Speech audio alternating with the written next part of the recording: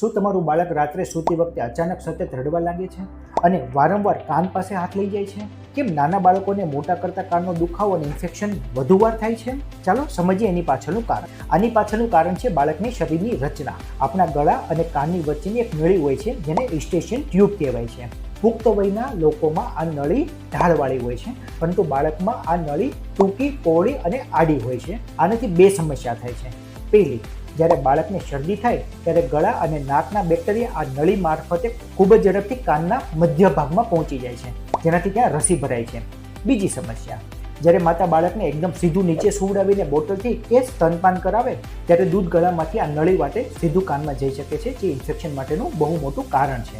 જ્યારે બાળક સૂવે છે ત્યારે કાનમાં રહેલું પ્રવાહી પડદા પર દબાણ કરે છે, એટલે બાળક રાત્રે વધારે રડે છે. તો અટકાવવા માટે બાળકને હંમેશા માથું 45 ડિગ્રી સુધી ઊંચું રાખીને દૂધ પીવડાવો.